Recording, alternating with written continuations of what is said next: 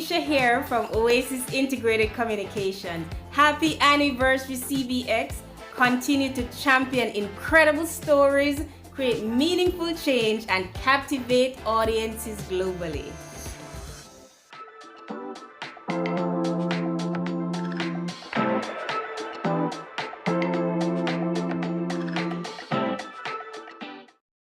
The time by Carrie Chris is 6 p.m.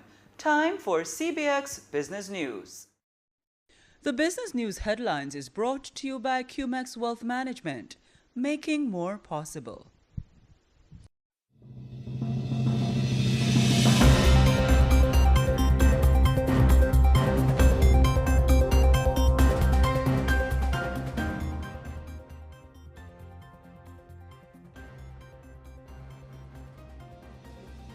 Jamaica's recovery boost, billions for regional security, and Europe defies U.S. pressure.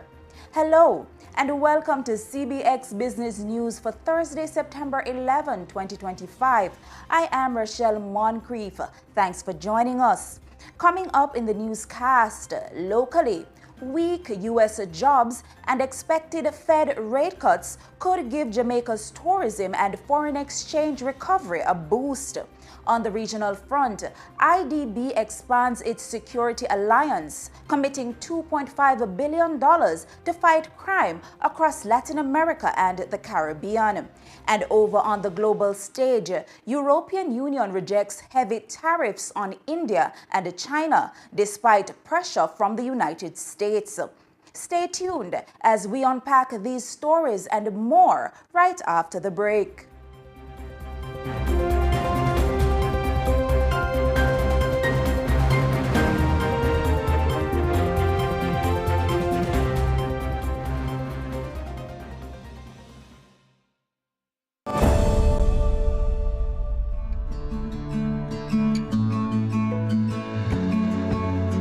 Caribbean flavors and fragrances. It started out as a small family-owned business, and now we're a part of a large group of companies. Being listed on the stock exchange allows us a certain prestige. It also speaks to accountability and transparency. We had some fears about getting our information in the public domain, but once we contacted the Jamaica Stock Exchange, who have the knowledge and the experience to guide us, we were comfortable with getting into the process. If you have any doubts about being listed, just give the Jamaica Stock Exchange a call. They'll be very happy to take you through the process and also provide you with information that you may need. Make that call now.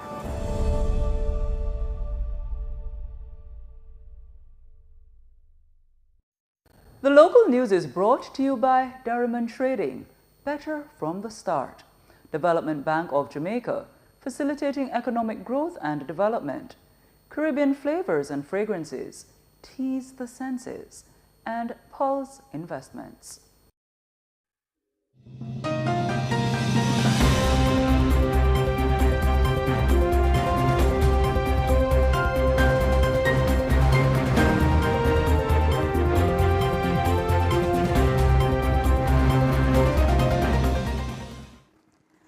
Welcome back to CBX Business News. We begin with Jamaica's economic outlook as shifting conditions in the United States open new opportunities for growth. Jamaica's economy may be poised to benefit from global market shifts as the U.S. edges from a so-called rolling recession into a recovery phase. That's according to Mike Wilson, Chief Investment Officer at Morgan Stanley. In a recent podcast, Mr. Wilson says the U.S. labor market is showing weakness, but that may actually pave the way for Federal Reserve rate cuts, with big implications for economies like Jamaica's. Friday's weak labor report provides further evidence of our thesis that we are now transitioning from a rolling recession to a rolling recovery. In short, we're entering a new cycle environment, and the Fed cutting interest rates will be key to the next leg of the new bull market that began in April. For Jamaica, a stronger U.S. recovery means higher tourist arrivals and stronger remittance flows, both of which are vital foreign exchange earners. Fed rate cuts would also lower borrowing costs on international capital markets, reducing the government's debt servicing bill and making financing more affordable for local businesses. Central to our view is the notion that the economy has been much weaker for many companies and consumers over the past 3 years than what the headline economic statistics like nominal GDP or employment suggest. That was Chief Investment Officer at Morgan Stanley, Mike Wilson. Opposition leader and People's National Party PNP President Mark Golding is warning that lopsided political financing poses a serious risk to Jamaica's democracy. Addressing members of the media at a press conference earlier today, Golding says his party received strong support from both corporate and individual donors during the election campaign, allowing it to cover key obligations. We were able to finance our program.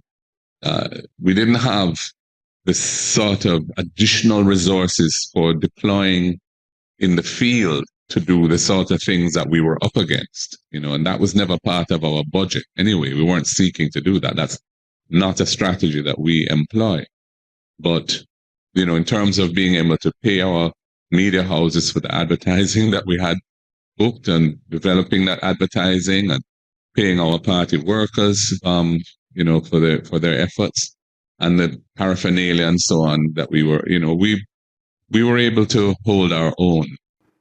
But he cautioned that Jamaica must pay closer attention to balance in political funding.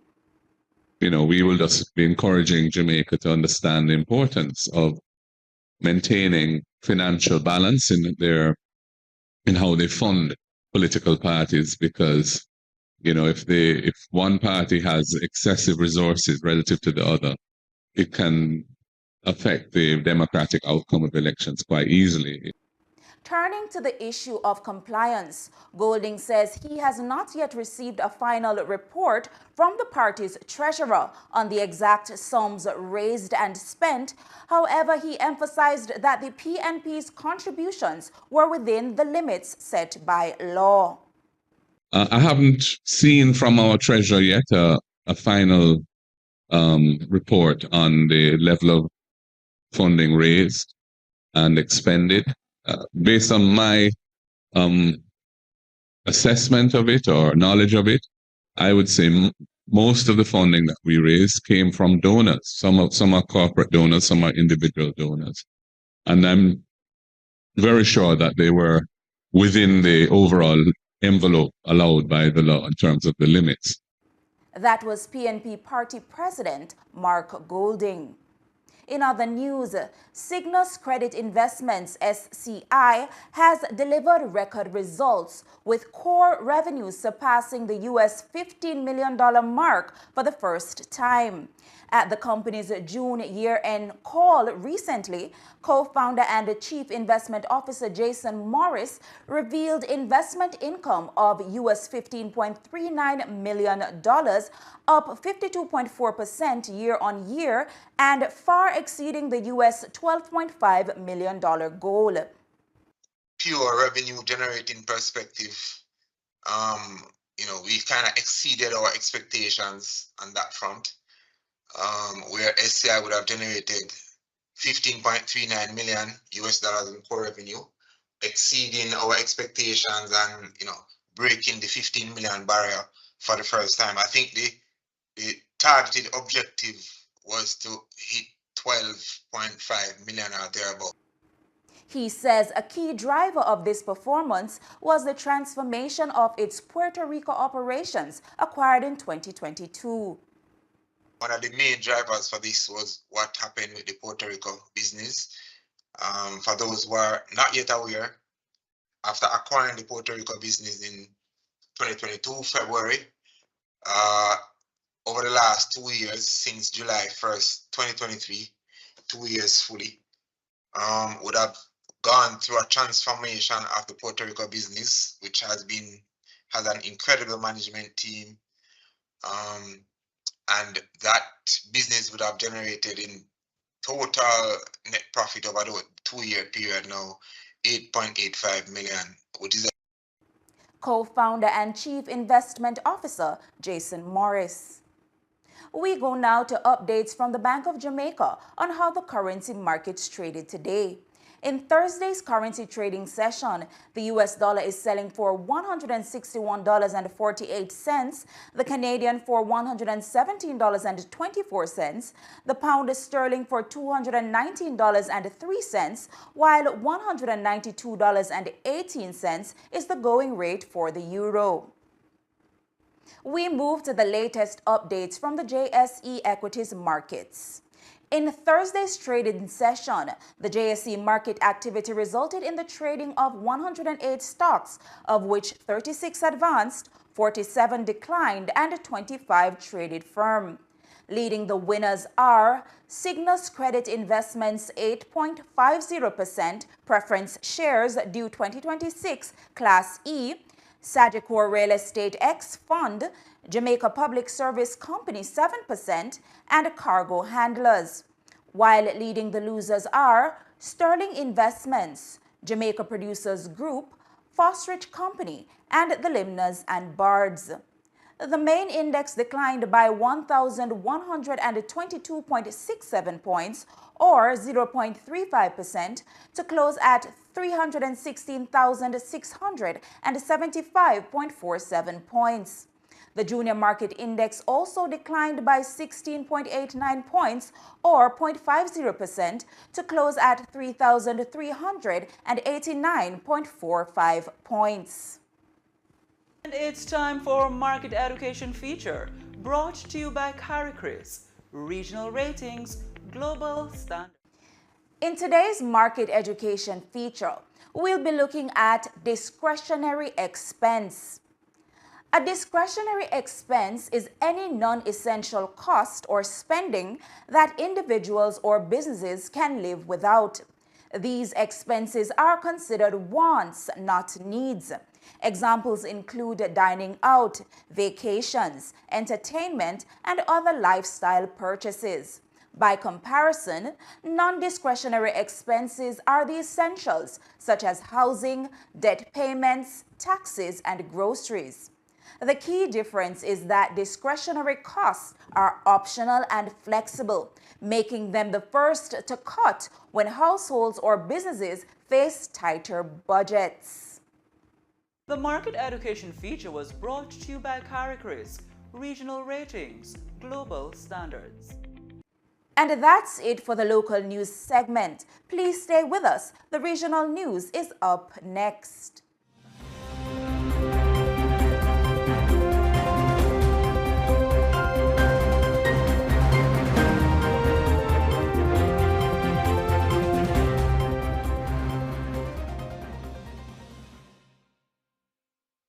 The local news is brought to you by Diamond Trading, better from the start. Development Bank of Jamaica, facilitating economic growth and development. Caribbean flavors and fragrances, tease the senses, and Pulse Investments.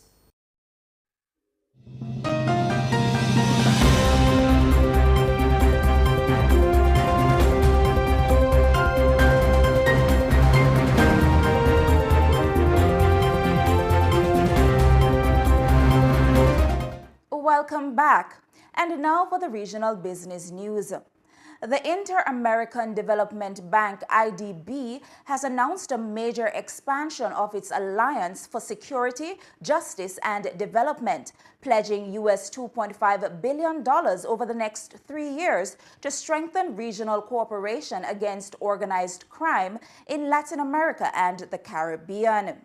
Speaking at the Alliance's annual summit in Buenos Aires this week, IDB President Elan Golfan noted that organized crime drains an estimated 3% of the region's GDP annually. The region represents 8% of the global population, but we suffer a third of all the crime around the world.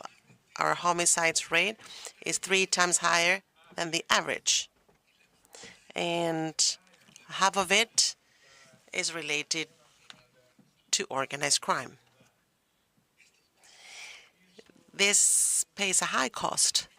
Economic, of course, we lose 3.4 percentage of GDP yearly, and that is more than we spend or invest on education and infrastructure. The bank also outlined new initiatives, including a fast response force designed to provide emergency technical and financial support. I'm very pleased to announce personally, and that's why I wanted to visit Argentina, the launch of the fast response force. This force offers a mechanism that is permanent, that can be activated when countries face different types of crisis or neighboring crisis. If a neighbor of yours is facing a particular crisis and they need fast resources, we are working within the bank to be able to cooperate fast and efficiently. This is very important within a multilateral bank where processes can take long time. So we reduced this timeline to 15 days, which is quite fast in the case of IDB and the processes we need to follow as safeguards. IDB President Ilan Golfan. In a powerful show of solidarity and vision, Prime Minister of Barbados Mia Mottley has hailed Ethiopia's multi-billion-dollar infrastructure project as not just an engineering marvel, but a game-changing economic model for Africa and the diaspora.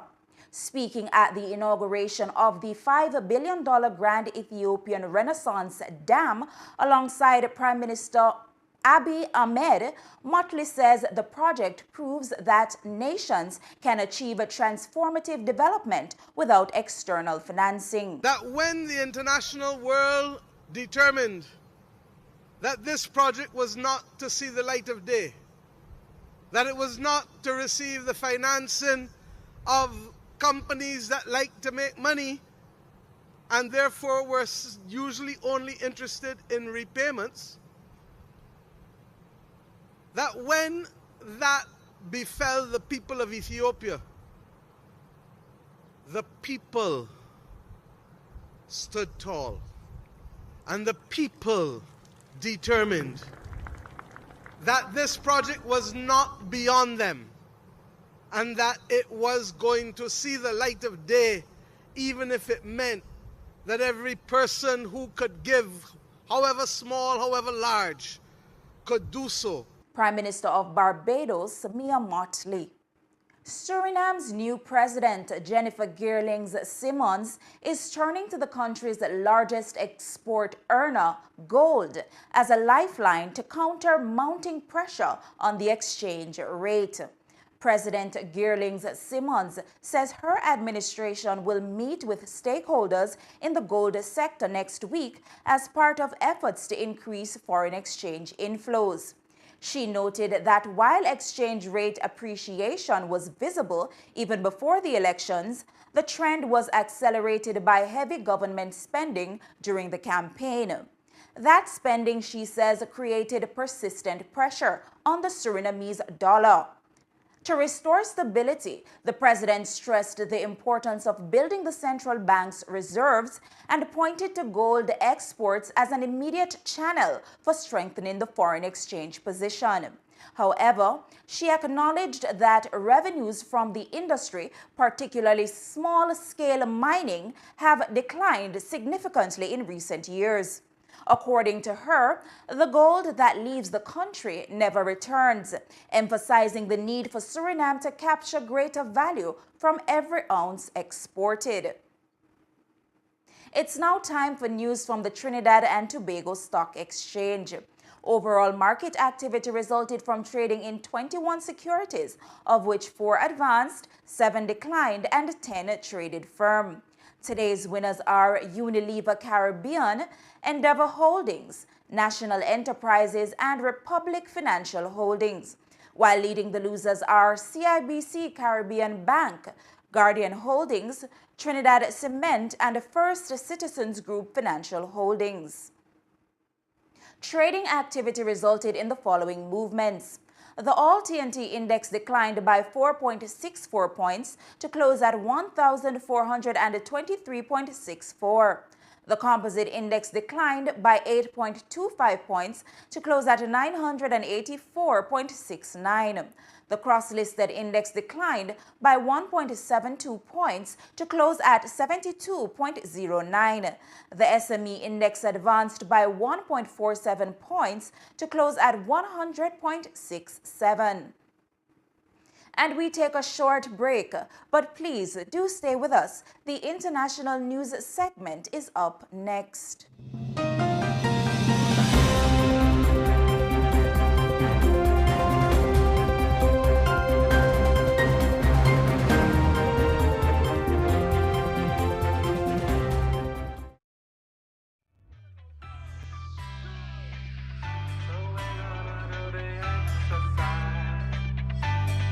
Let's all get fit.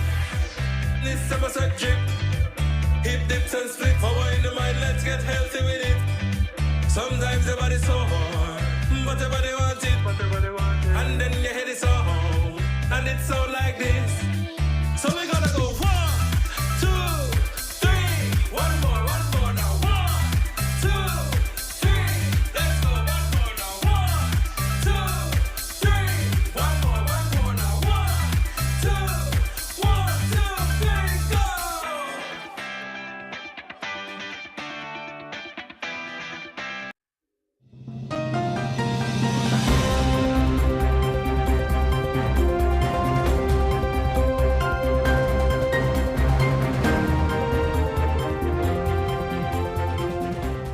Welcome back, and thanks for staying with us.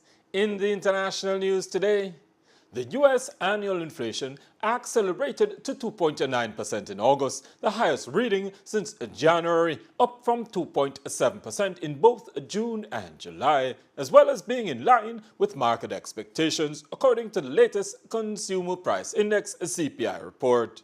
The pickup was fueled by fast price increases in several key categories. Food was up 3.2% compared to 2.9% in July. Used cars and trucks up 6% versus 4.8%, while new vehicles ended 0.7% higher compared to 0.4% previously. Notable energy prices rose for the first time in 7 months, increasing 0.2% after a 1.6% drop in July.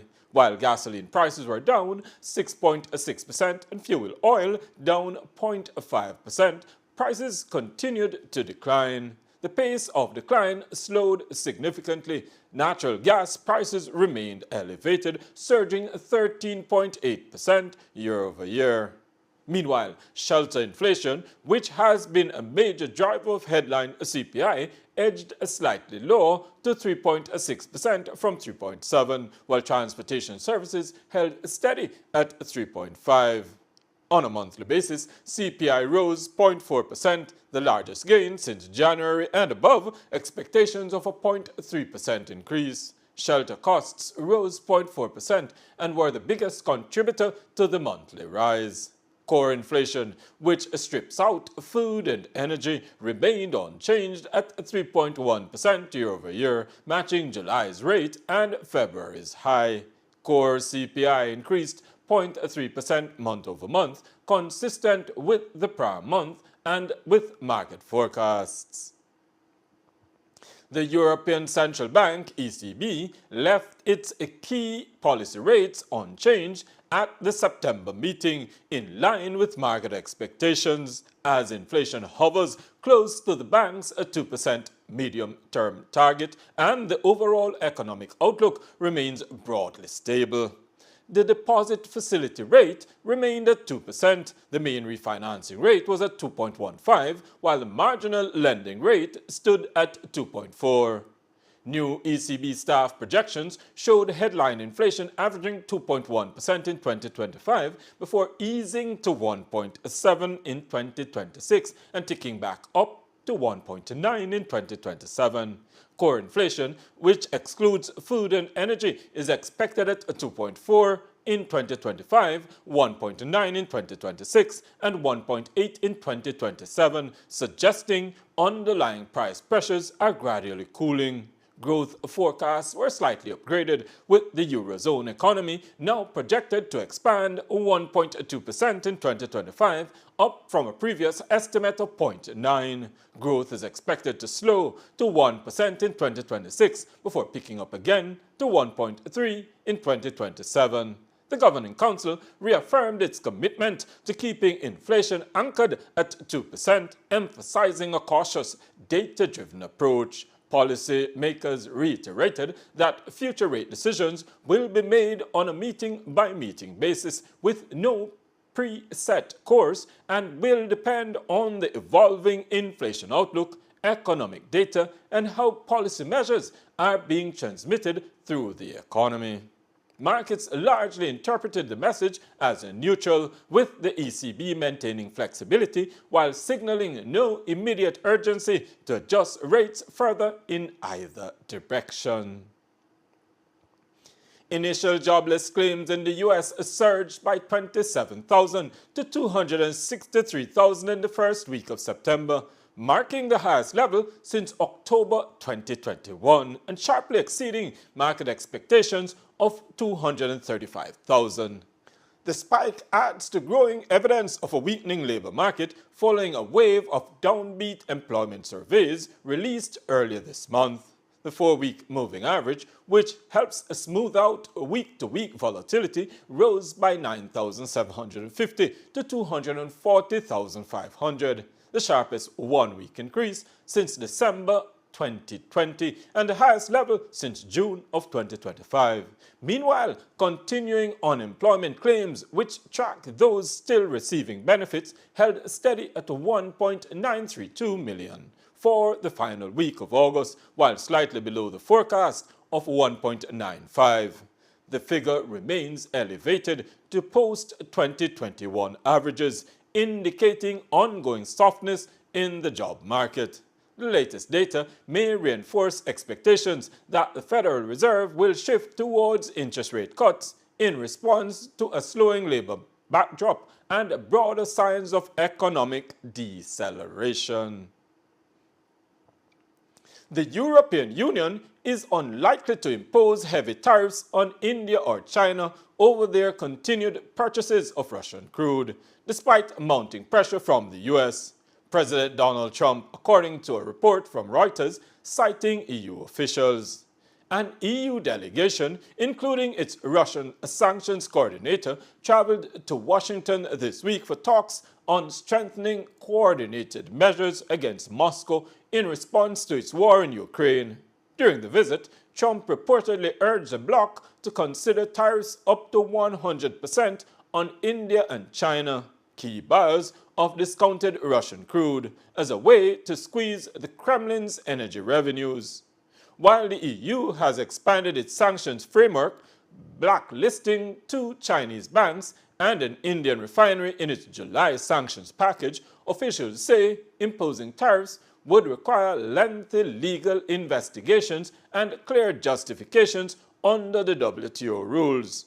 So far, the EU has only imposed war-related tariffs on Russian and Belarusian fertilizers and agricultural products, and extending such measures to third countries would mark a major policy shift. Furthermore, the EU is in the final stages of negotiating a trade deal with India, a high-priority economic agreement that Brussels is unlikely to jeopardize with unilateral tariff actions.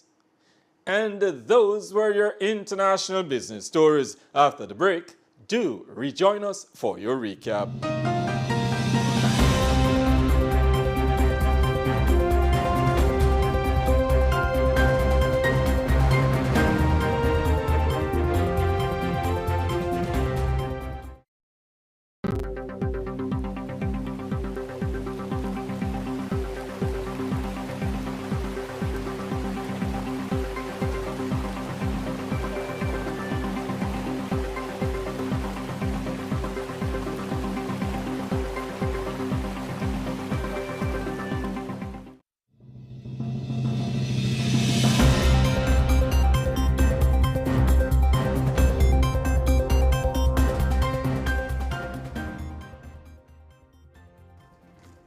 now to recap our top stories. In the local news, U.S. job weakness, Fed rate cuts could boost Jamaica's recovery. Regionally, IDB commits $2.5 billion to fight crime in Latin America and the Caribbean. And internationally, EU shuns heavy tariffs on India and China despite US pressure. Those were the stories making today's CBX Evening News. On behalf of the entire production team, I'm Rochelle Moncrief. Thanks for watching CBX, your region, your business, your source.